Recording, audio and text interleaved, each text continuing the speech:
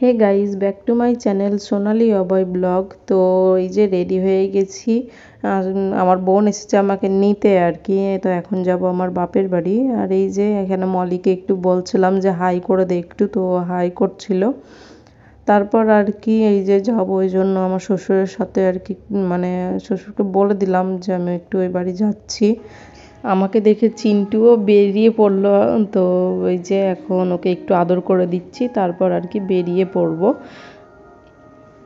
তো এখানে বেরিয়ে পড়লাম আমি আর বোন।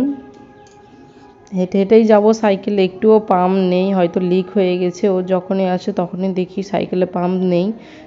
তো তো বলছিল যে চল দিদি চালা, তো আমি বললাম যে না। তারপর বাড়ি চলে আসি, আর এসে দেখি এখানে মা সেলাই করছে, বাবা ঘুমিয়ে আছে। আর মলি তো এসেই একদম বিছানায় ফোন নিয়ে পড়েছে। আর এই যে এটা আমার কাকার ছেলে, মানে মলির ভাই। তারপর একটু আম খেতে ইচ্ছে করছিল, তো ওই জন্য মলিকদেরকে নিয়ে গেলাম একটু মাঠে আম পাড়ার জন্য। তো ওরা বলছে যে তুই এখানে দাঁড়া, আমরা যাচ্ছি আম পাড়তে।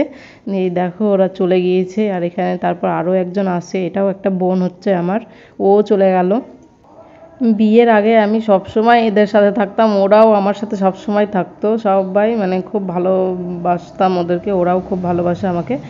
এরকমই সব সময় ওরা আমার সাথে থাকতো, আমি ওদের। আর এখানে হচ্ছে যাদের আম গাছ, সে এসেছিল মাঠে, আমাদের পাশেই বাড়ি। দিয়ে মলি তো দেখে তাড়াতাড়ি চলে আসছে, আর ওদেরকেও বলছে যে পালা পালা তাড়াতাড়ি আয়।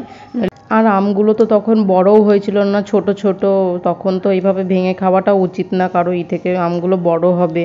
তো আমিও এখানে ওদেরকে দেখো বলছিলাম যে তাড়াতাড়ি পালিয়ে আয়, পালিয়ে এখানে বসে যা। সত্যি এইসব দিনগুলো আর ফিরে পাওয়া যায় না। আগে আমরাও এরকম মাঠে এসে কত কি করতাম, আম চুরি করতাম, অনেক কিছু লাগানো থাকতো জমিতে, সব ভেঙে নিয়ে চুরি করে চলে যেতাম। এই দিনগুলো হচ্ছে মানে কি আর বলবো, কোনো দিনই আর ফিরে পাওয়া যায় না। আর এখনকার ছেলেমেয়েরা তো সবসময় ফোনে ব্যস্ত, এইসব তো আর মানে কোনো কিছুই ওরা করে না।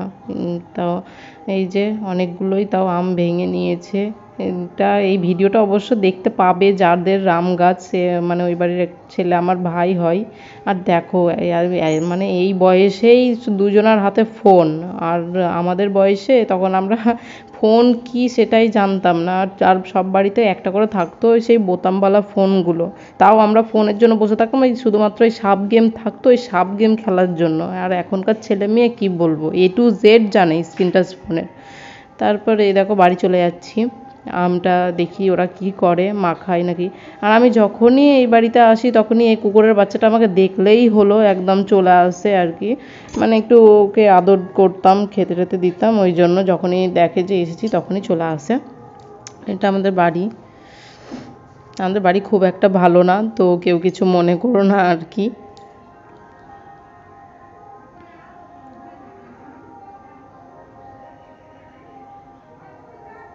এখানে দেখো এটা কি করছে। তারপর এখানে মলি বসে পড়ে আম কাটতে, আম মাখাবে ওই জন্য। এখানে যে ওরা কি বলছিল আমি এখন ঠিক আমার মনে নেই। এখানে আমার মা বসে আছে।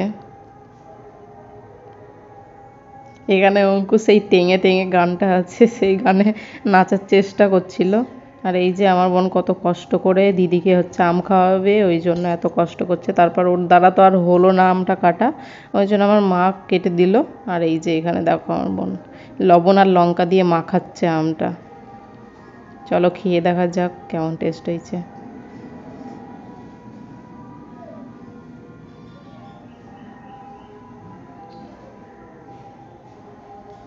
তো তোমরা মুখের রিয়াকশান দেখেই বুঝতে পারলে কেমন লেগেছে। আর এটা ছিল ল্যাংড়া আম, টক ছিল একটু। এই দেখো বাবা, রিয়াকশান দেখো এদের, বলছে দারুণ হয়েছে। আর আমার বরকে ছেড়ে এখানে একা একা আম খাচ্ছিলাম, তো ওকে মিসও করছিলাম, কিন্তু কী করার আছে, ও কাজে ব্যস্ত। তারপরে এই তলে যেই লবণ আর লঙ্কার গুঁড়ো ছিল অতটা, এই মলি বলছে আমি সব খেতে পারবো, সব খেতে পারবো। এখানে আমার এই বোনটা বলছিল যে না তুই পারবি না, ও জেদ করে খেয়েছে। আর তারপর ওর যে কী অবস্থা, কী ঝাল লেগেছে সেটা তোমরা দেখেই বুঝতে পারবা। আমরা তো হেসে মরে যাচ্ছি, হেসে হাসি থামে না ওর মানে কীর্তিগুলো দেখে। তোমরাও দেখতে পাবে, দেখো ও ঝুঁকের বসে তো খেয়ে নিচ্ছে। এই দেখো উশ্বাস করতে শুরু করে দিয়েছে এখানে।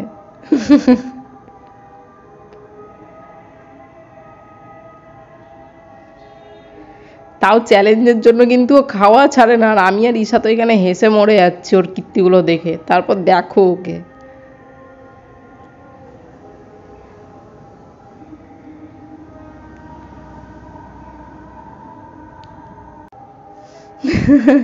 এখানকার রিয়াকশনটা ছিল ওর সেরা, দারুণ। ও যেই দেখেছে আমি ক্যামেরাতে এটা ওটা বলতে শুরু করেছি তখনই হাসতে শুরু করেছে। আমি এখনো ভয়েস ওভার দিতে গিয়ে ওর কীর্তিগুলো দেখে হাসছি। সত্যি এরা পারেও বটে। তো এইসব করে আমি বাবাকে বললাম যে আমাকে একটু পার্লারে নিয়ে চলো, তো বাবাও বললো যে হ্যাঁ রেডি হও। আর অন্যদিন তো আমার হাজবেন্ডই আমাকে নিয়ে যায়, নিয়ে আসে। আমি তো এই বাড়িতে আছি, ও কাজে গিয়েছে, ওই জন্য বাবার সাথেই আসলাম। আর মলিকেও নিয়ে এসেছি, একা একা থাকবো বলে ওই জন্য। তো ওই যে পার্লারও চলে এসেছি। আর এখানে এই মেয়েটা হেয়ার হাইলাইট করছিল, তো মানে এর জন্য অনেক দেরি হয়ে গেছিলো, প্রায় 1-1.5 ঘন্টা ধরে বসেই ছিলাম, বোরিং হয়ে যাচ্ছিলাম না, একটুও ভালো লাগছিল না, মনে হচ্ছে বাড়ি চলে যাই, কিন্তু কি করব, করতেই হবে। তো শেষ পর্যন্ত এই যে ভুরু শেভ করতে বসেছি। তো ভিডিওটা আজ এই পর্যন্তই, ভালো লাগলে লাইক কমেন্ট শেয়ার করো।